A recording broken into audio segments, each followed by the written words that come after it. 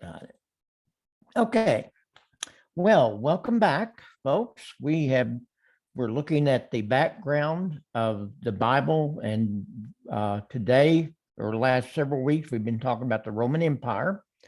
And last week, we specifically talked about the Roman emperors that followed Nero, the last of the Julio Claudians. We talked about something called the Flavian dynasty that ruled for not too long.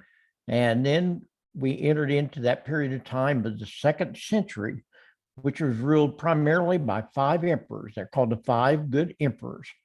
And we'll talk about that in a few minutes about just exactly what good means.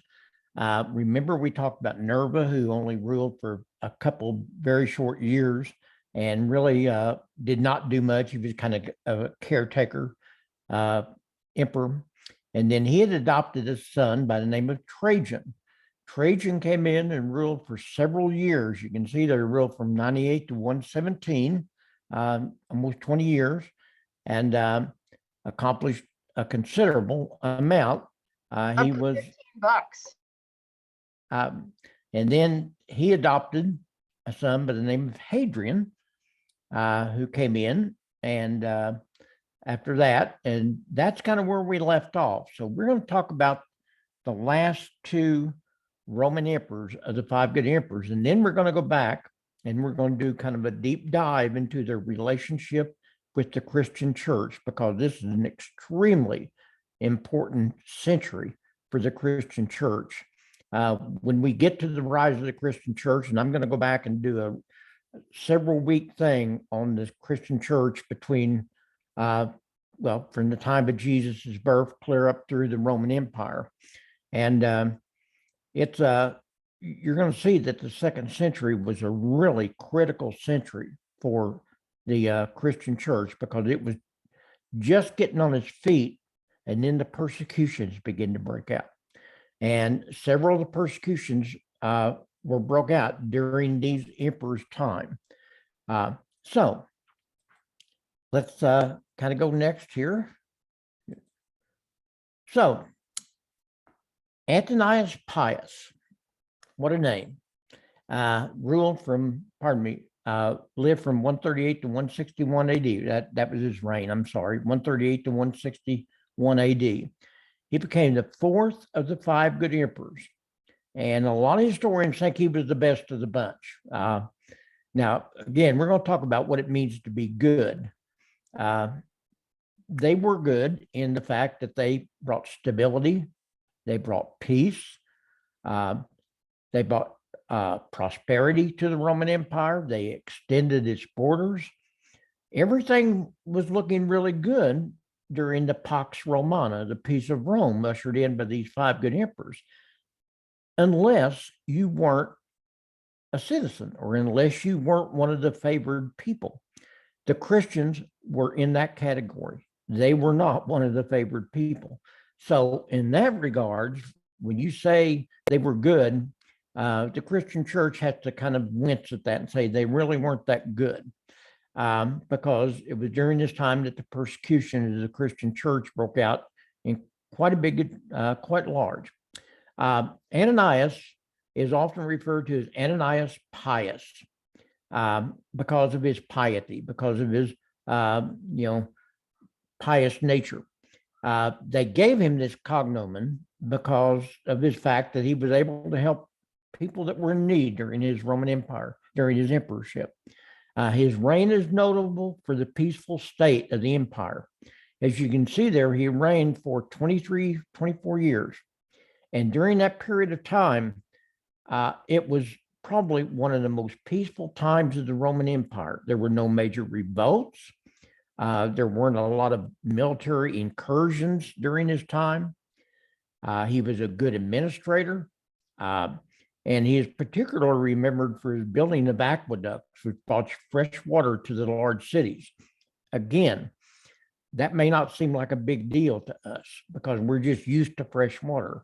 You got to remember, in the ancient times, I would almost guess more people died of drinking water than just about anything else. The water was horrible because it was not only their drinking water, it was their sewage system. And so the Tiber River, remember, I told you when Tiberius what died, that when they brought his body to Rome to inter, that the people were so joyous that he died, they kept saying to the Tiber with Tiberius, throw him in the river, because that's what they did to people that were either convicts or criminals or unworthy or people that didn't have any money. They just threw them in the river and let them float away. Well, of course, we all know what happens. It just completely pollutes your drinking water. So by building aqueducts and bringing water to the empire, this was a huge improvement over what it had been. Ananias Pius was happily married to one of Hadrian's nieces. Thank heavens. As we've seen, the last two emperors, Trajan and Hadrian, preferred the company of men rather than women, even though they were married. He didn't. He actually married one of Hadrian's nieces, who gave birth to 14 children. Unfortunately for him, only 4 of them survived to adulthood. Again, while that seemed a little harsh in comparison, you've got to remember that death was a common thing, particularly the children, during most of history, actually, folks. My grandmother and grandfather in the first part of the 20th century, the last part of the 19th, the early part of the 20th century, had 6 children, 3 of which died within their teen years. And that was not unusual. People died, you had a lot of children because you just expected some were going to die. That's all there was to it. So he had no successors. His reign was the most peaceful of the empire, and one historian wrote is almost certain. Not only did he ever see an army in his life, he let alone command the Roman army. There's a real chance that he never ever saw a Roman army. He never left Rome during his reign, except to go to maybe a villa right outside the city. Other than that, he stayed his whole 23 years in Rome, ruling the empire. So in that regard, Ananias Pius has to be looked upon as being a very successful emperor. Now, he did do a lot of building. He built temples, he built theaters, he built mausoleums. He was a great patron of the arts and sciences. One thing which I found amazing, I didn't know this until I started preparing for this presentation. He actually sent a diplomatic mission to China in 166. Remember, the Silk Road, as we called it, was just coming into being. And Rome is notable for its road systems. So the best in the ancient world, maybe the best in the ancient world. Some of them are still standing. And apparently he sent a mission to China to try to open up trade relations. And Chinese records show that a group of traders came to call on him. The Emperor Han of China claimed to be from Daquan, which is Chinese for Rome, from the Emperor Endun, which is Chinese for Antonius. Now, that didn't happen while he was still emperor. The mission left while he was an emperor, but then he died before it got there. And so Marcus Aurelius kind of got the credit for this. But it's quite an amazing thing. I didn't realize that the West had any missions to China that early in our history. Midway during his reign, Ananias Pius adopted Marcus Aurelius, Hadrian's nephew, as his son. As I said, he had no son that lived to adulthood. Marcus Aurelius became his heir apparent, and he actually served Ananias as almost a co-emperor for 21 years. So he was kind of like an assistant emperor for most of the time that he was his adopted son. In 161 AD, Ananias Pius dies. The story goes that he 70 years old and somebody brought him some cheese to eat, and apparently it was bad cheese. I've had bad cheese in my life. Thank heavens it didn't kill me, though. So here's a bust of Ananias Pius, probably one of the better Roman emperors. If you had to look back and say who was the best Roman emperor, I would have to say Ananias Pius would be in your top 2 or 3. He was a good man. He didn't really persecute the Christians. He brought peace and stability. He's kind of at the top, in my opinion. So he was followed by Marcus Aurelius. Now, I would imagine Marcus Aurelius is one of those emperors that a lot of people have heard about in their life. They may not know exactly why they've heard of him, but he's one of those emperors whose name sticks with us. As you can see, he lived from 121 to 180 AD, and he ruled for about 20 years or so. His reign is in direct contrast to Ananias Pius's reign. Remember, Ananias Pius never left Rome. He didn't have any wars going on. Nobody was fighting him. Everything was peaceful and calm. Unfortunately, that was not the case with Marcus Aurelius. He had military conflict, natural disasters. He had a depleted treasury. And on top of that, the frontiers started erupting in war. So Marcus Aurelius didn't have a really great reign in that regard. So what do we know about Marcus Aurelius as a person? Well, we know that his father died very young in his life, the age of about 3. And he was raised in the home of his very wealthy grandfather up till he was about 14 when he died. At that point, Ananias Pius took him in. I'm not for sure what the relationship was. I don't know how they knew each other. I just know that he was then adopted by Ananias Pius to be his son. He was raised in a palace and he was given a fantastic education, which was not unusual for the emperors if they took to it. Marcus Aurelius definitely took to it. He learned Greek, he learned oratory and law, but he was absolutely fascinated by Greek philosophy, particularly Stoic philosophy. Now, to kind of refresh your memory a little bit, Stoic philosophy is that philosophy where everything is done in measure, in moderation. You don't go to excess in anything, and you accept whatever is thrown at you because that's life.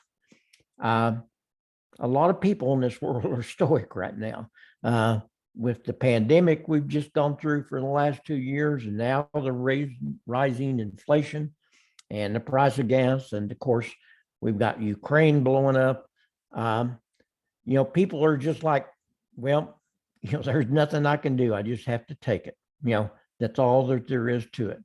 You kind of have a Stoic philosophy in that regard.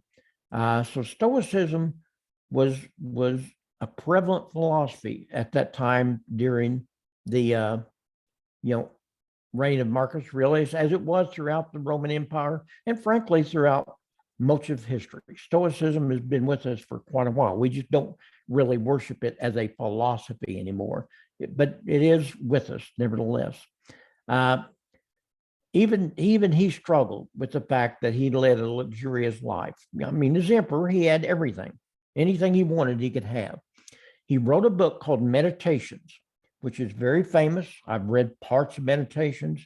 It's not the most interesting book, but it does give you an insight into his character. And I remember one of these quotes, and I looked it up: where life is possible, then it is possible to live the right life. That's a pretty good motto. Unfortunately, Marcus Aurelius didn't always live up to his writings. Where life is possible, then it's possible to live the right life. Something that we ought to think about.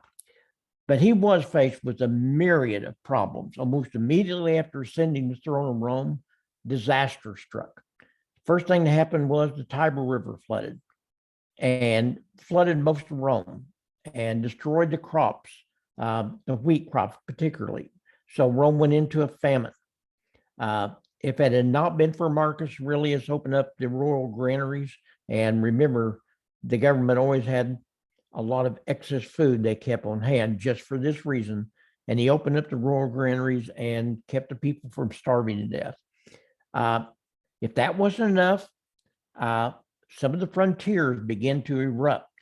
Parthia was kind of where Armenia and the upper part of the Mesopotamian river valleys are right now, and the eastern part of Turkey, the area between the Black Sea and the Caspian Sea, up in that area. And they had always been a problem to Rome. Well, Parthia erupted in rebellion, and he had to fight a 5-year war with Rome, with Parthia, depleted most of his treasury. And frankly, he wasn't a real warrior. He was a philosopher. He wanted to have a peaceful reign. If that wasn't bad enough, when the soldiers came back, they brought with them a plague. We don't know specifically what it was, but most historians have speculated it was smallpox. And it just ran rampant over the Roman Empire. It's estimated 10 million people were killed in what's called the Antonine Plague. It was a horrible situation. Put it in perspective. We've just gone through 2 years of a plague with COVID. Not quite out of the woods yet, but at least we can see a glimmer of light. And it's killed over 1 million people in the United States. A lot. Think about it. It killed over 10 million people in the Roman Empire. And the Roman Empire was not nearly as populated as we might think. It was a big area, but there wasn't that many people. There weren't that many large cities. You could count the big cities on your hand in the 180s. It just, it wasn't really huge as far as population centers. So it was a devastating thing. And then if that wasn't enough, the Germanic tribes began to revolt. And all over the Northern Empire, the German tribes began to revolt. And we'll look at this a little bit more in detail later, but there is a reason for that, because they themselves were being invaded by a group of people known as the Huns, Attila the Hun. They had invaded what we now know as Eastern Europe. And the Germanic tribes, as a result, were trying to get into the empire, to get away from them. And so they erupted. So for an emperor that wasn't trained in the military or and was predisposed to philosophy, it strained him. It strained his empire. It strained him personally. 180, Marcus Aurelius dies of unknown causes. We really don't know what happened. He was out in what we now know as Serbia, and leading his military in their war with the Germanic rebels. I don't know if he was killed in battle, if he died of old age, he died of natural causes, disease, whatever. All I know is that he died. He was succeeded by his natural son. He is the first of the 5 good Roman emperors, the only one that was succeeded by his son. His son was named Commodus. I always have to laugh at this because I think we all know what a commode is. Definitely, Commodus was a commode. Okay, he wasn't good. Many historians say it was his greatest mistake. Turned out to be anything but a good emperor. And it during his reign that the Pax Romana ends. So that's the 5 good emperors. Now I want to go back. This is a statue of Marcus Aurelius. I want to go back and look at least 3 of these emperors and their relationship with the Christian world, because 3 of them had a profound effect upon the Christian world. Nerva, the first, really had very little effect because he only ruled for 2 years and he didn't have time to have an effect. Ananias Pius, being such a good person, really kind of left all that alone. He really didn't get into persecutions and he really didn't get into all this stuff. He kind of just basically ruled his empire. So let's think about this. 5 good emperors.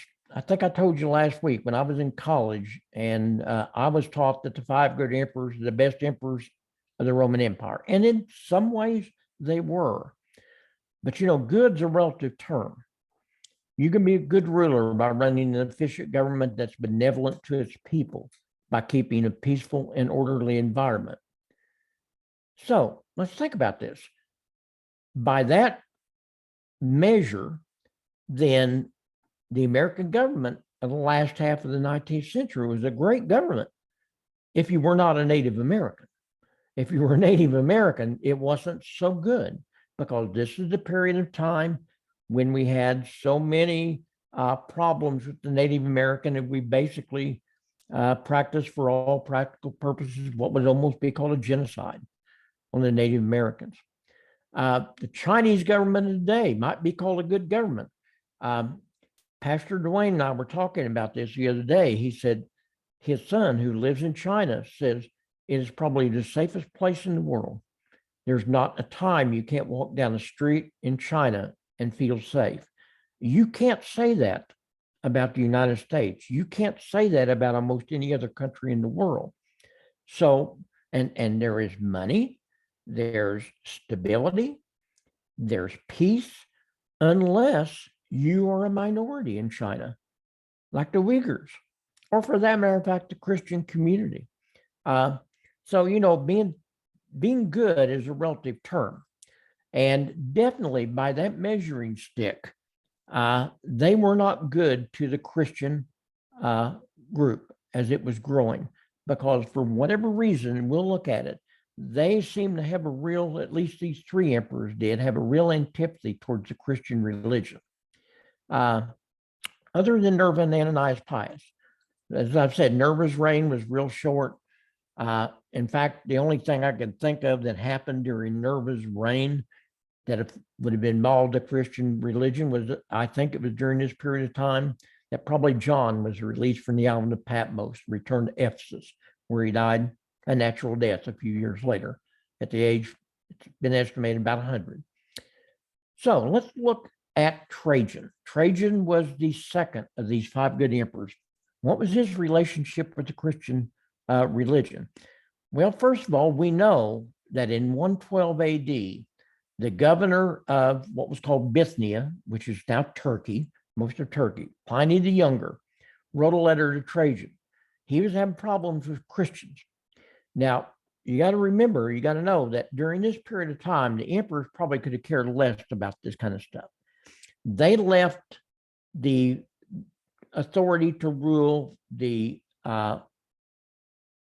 parts of the Roman Empire, the governorships, up to the governors and the local authorities. And so it's kind of dependent on what the local authorities and the individual governors, how they treated the Christian. Some were more tolerant than others. Apparently, Pliny was having some issues with this.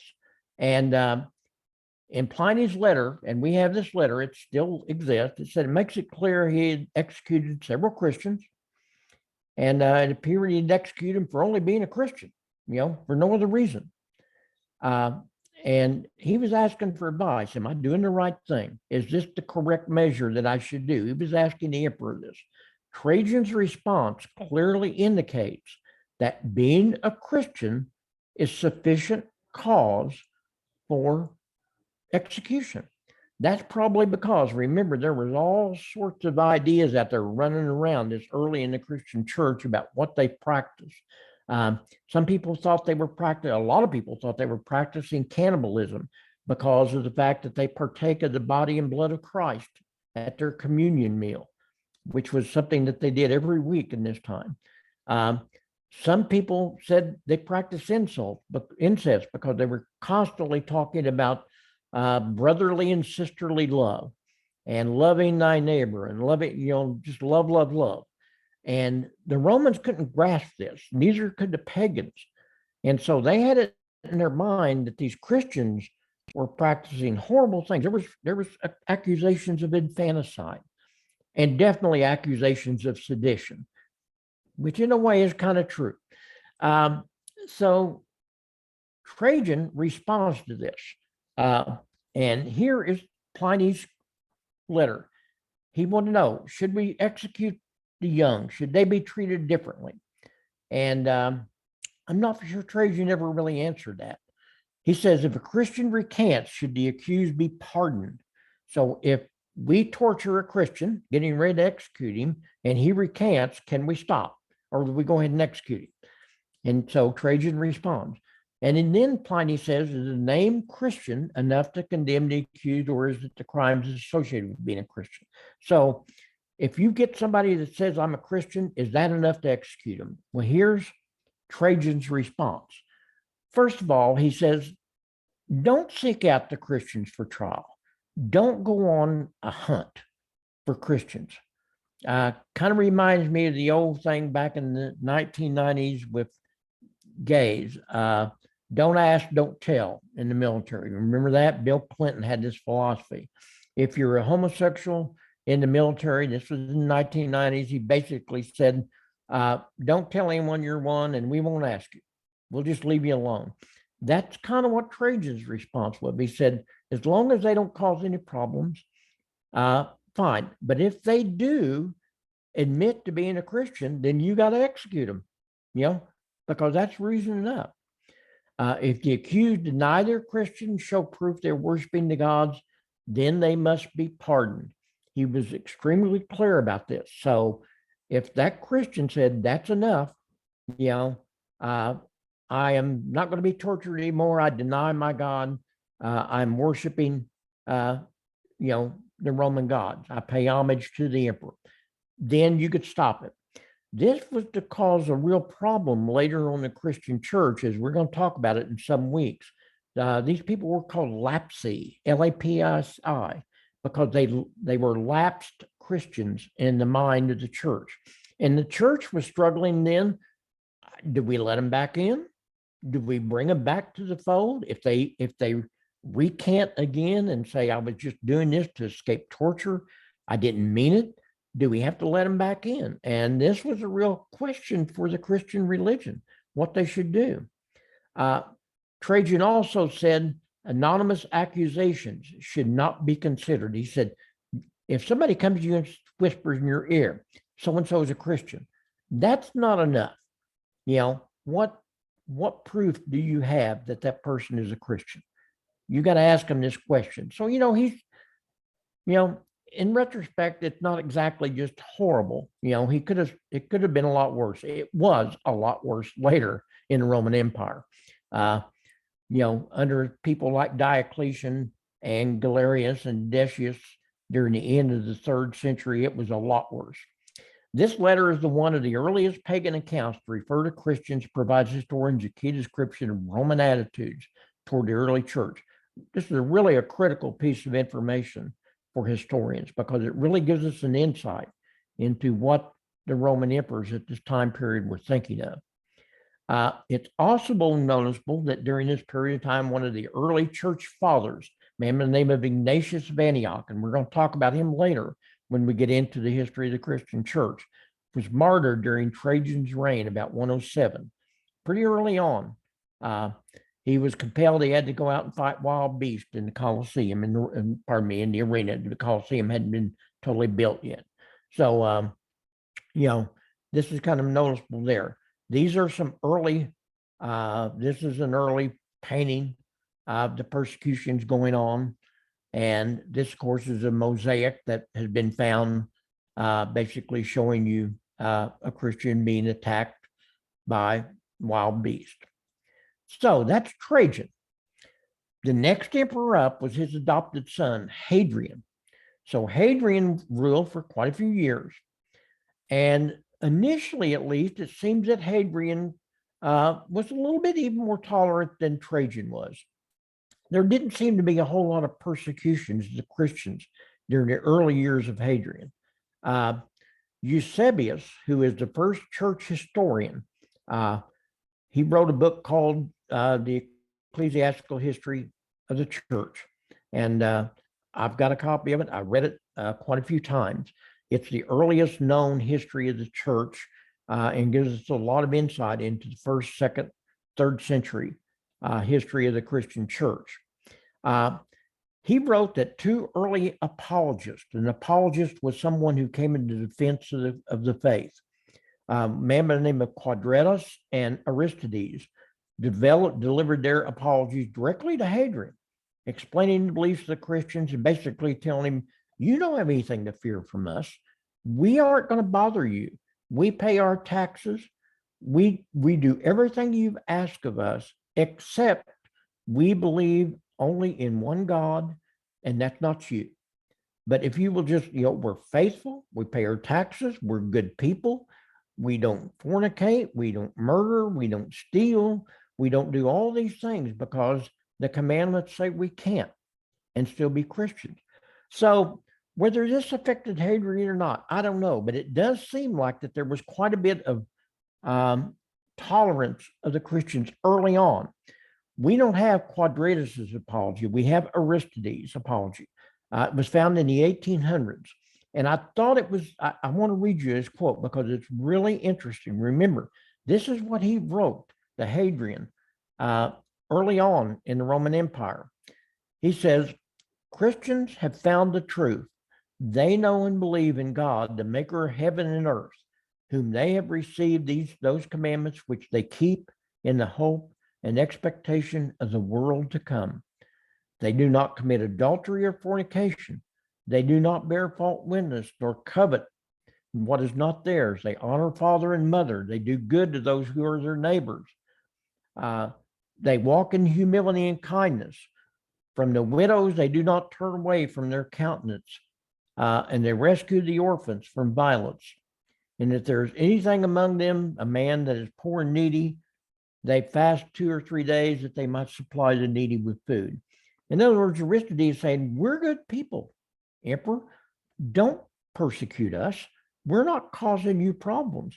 You know, that's a terrific testimony right there. That's a terrific defense of the faith. And like I said, whether it worked or not, it seems like Hadrian took a little bit calmer attitude towards the early Christian church. We do have some directions.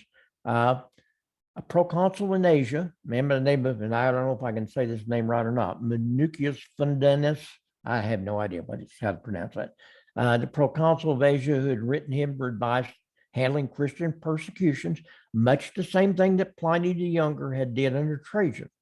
Hadrian's response clearly states that executions for crimes such as incitement of public disorder, or refusal to obey an order required execution, but merely being a Christian did not. Huge change, folks.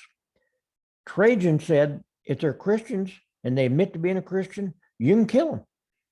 Hadrian said, no, that's not the way it is. What did they do? Did they break the law? You can't just kill a Christian for being a Christian anymore. That's a huge advancement. It doesn't last, okay? As you're going to see, it changes, and it changed actually pretty rapidly with the next emperor. And then it really changed during the 3rd century, particularly when the 3rd century ended, which we'll talk about next week with Diocletian. Diocletian just went on a reign of terror against the Christians in the last part of the 3rd century. If Hadrian was more tolerant to the Christians in the beginning, it didn't last. Towards the end of his reign, things kind of fell apart. He really got on the Christians got on his bad side. It probably had to do with the last Jewish rebellion of 132 to 136. We're going to talk about that here in a second. Remember, probably to the Roman emperors, the Christians were just a sect of the Jewish religion. People had not yet come to the understanding that Christians were different from Jews. I'm not for sure that a lot of Christians understood it yet. There were still a group of people that worshiped Jesus as the Messiah, but still kept the Jewish traditions. Jewish Christians, Judaizers, if you want to call them that. And so, you know, for that reason, probably because of the fact that the Jewish rebellion happened, he kind of went on a little bit of a tear towards the end of his reign. A couple of really important early Christian leaders that we know of died under Hadrian. One of them was a bishop of Rome. The office of the Pope had not quite come into being yet, but by definitely the Bishop of Rome was considered to be the most important leader of the early church, even early on, as we'll find out, even as early as before the 1st century ended, the Bishop of Rome was kind of considered to be the supreme bishop. Also a man by the name of Polycarp, who we're going to talk about later when we get into the history of the Christian church. He was martyred under Hadrian. So here's Polycarp's martyrdom. I'll tell you more about that as we get to church history. So let's talk a little bit here, real briefly, about the Second Roman Jewish War, 132 to 136. Remember, from about 67 to 73 AD, the Romans had put down a Jewish rebellion in Jerusalem, and it absolutely, basically tore the city down to its rubble, and destroyed the temple, destroyed much of the public buildings. Jerusalem was still occupied, but they definitely had come to grips with this. Well, it finally happened again in 132 to 136, about a 3-4 year war. Remember, Hadrian, the emperor we're talking about here, had a lover boy, a boy lover. I don't know what you want to call him. His name was Antonius, and he had died in Egypt, very young age. And Antonius went into a deep depression. He was in Egypt at this time. So he visited Jerusalem. And when he visited the Roman city, the old city of Jerusalem, he said, I'm going to build a new city on this spot. And I'm going to dedicate it to I doubt if he said he was his lover, but I'm going to dedicate it to Antonius. I'm going to rename it Aelia Capitolina. And I'm going to build a huge temple on the spot of where the old Jewish temple was at the Temple Mount, and I'm going to put a statue up. Well, the Jewish people that remained, both in Jerusalem and the outlying area, just went nuts. This was something they absolutely could not envision. So you began a new Jewish war led by the name of Simon Bar Kokhba. And he ended up attacking the Roman legions in a 4-year long war that left Judea virtually destroyed, what we now know as modern day Israel. Initially, the war started as a guerrilla insurrection, but soon evolved into a full-fledged open war. And believe it or not, Simon Bar Kokhba and his rebels met with initial success. They actually had quite a bit of luck against the Roman legions. Trajan had left and went back, Hadrian had left and went back to Rome. Well, when he got word that the rebels were winning, he said, this ain't going to happen. And so he basically called in 10 legions. That's almost a third of the Roman army in the Roman Empire. And he said, you go down there and you get this thing under control. I don't care what you have to do, you get it under control. If you have to destroy everything, so be it. And that's what they end up doing. Several months of battle, Simon Bar Kokhba and his small army was finally trapped about 5 miles southwest of Jerusalem. The army, broke down the walls. And this is a quote from the Talmud, the written word of the Jews, which was developing at this time. It said the Romans went on killing in their horses until their horses were submerged in blood up to the nostrils. Now, I think that's probably hyperbole, but there's no doubt they went on a huge killing spree against Bar Kokhba. The story goes Bar Kokhba had died just before the Romans broke through the wall. The story goes, as I recall, that he died of a snake bite. Whatever reason, the Romans won, and it was a huge victory. According to Roman historians at the time, 580,000 Jews were killed in the war. That's 2/3 Jewish people were killed. 50 fortified towns, almost 1,000 villages were razed. And no doubt there was probably more than that died of disease and famine. Folks, this is a huge deal. After the suppression of the revolt, Hadrian sought to root out Jewish nationalism in Judea. He prohibited Torah law. He executed Jewish scholars. He burned all the scrolls that he built, that he had on the temple he had built on the old Temple Mount. He did build his temple. He installed statues of Jupiter and himself in the temple.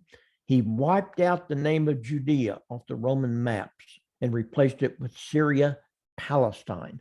That's when this area starts to become known as Palestine. As a result, most Jews left the province or were deported in the final Jewish diaspora, the dispersion of Jews around the world.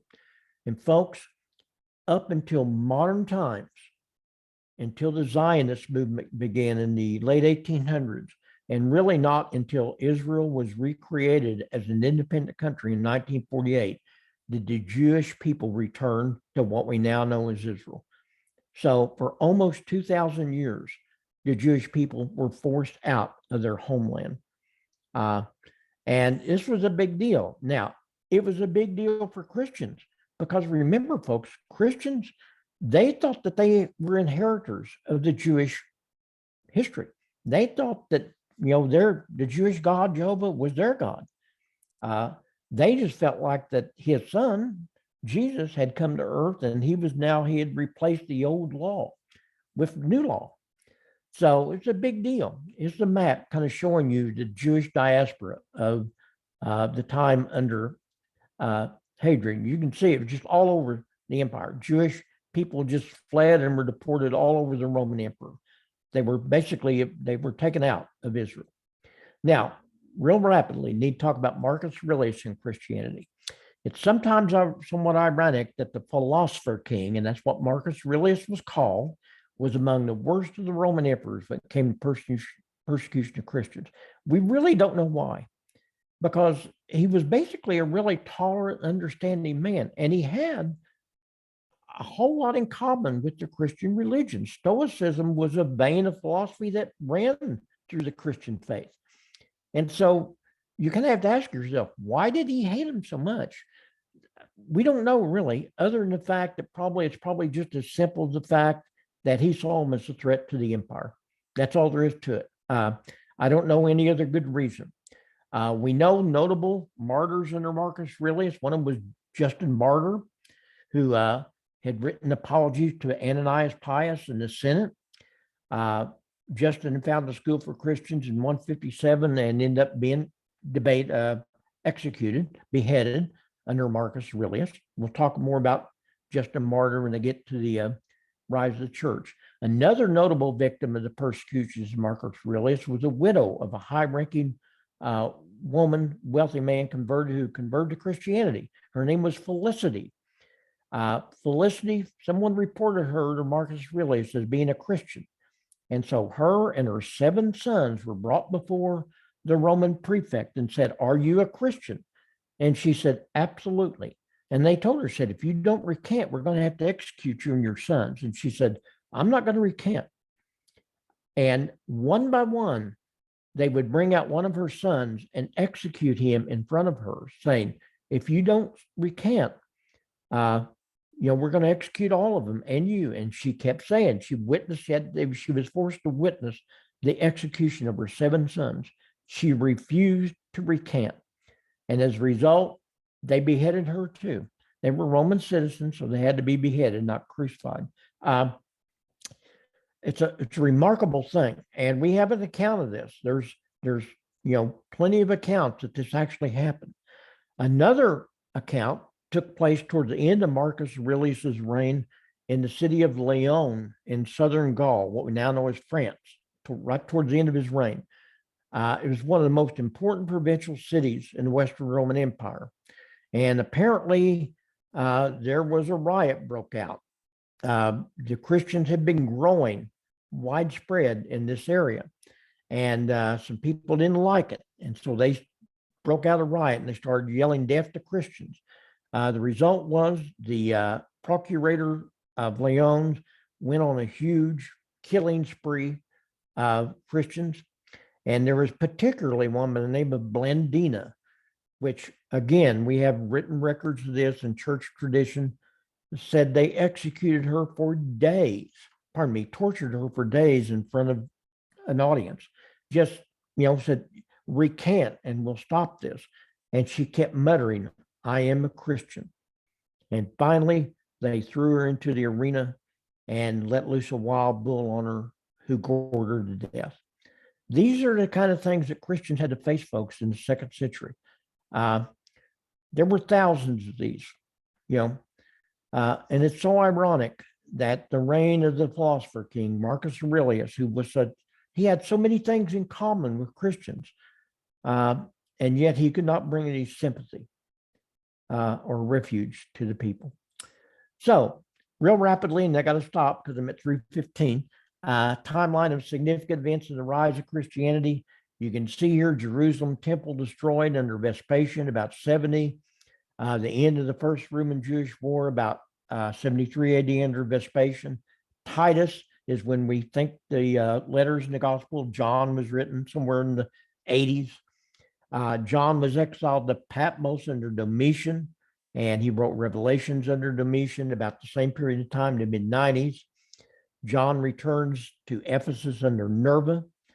Clement of Rome, martyred under Trajan, one of the first Roman bishops of Rome, supposedly consecrated by Peter himself. John dies under Trajan. Ignatius was martyred under Trajan about 170. The Second Roman Jewish War under Hadrian. Polycarp was martyred. Justin Martyr was martyred. And we're going to talk about all these later. Felicity and Blandina were martyred under Marcus Aurelius. So it's a very big time for the rise of the Christian church. So I've run a couple minutes over. I apologize for that. So need to let it go. Sorry about that, Rachel. You are fine. It was great, Tony. I'm going to stop recording.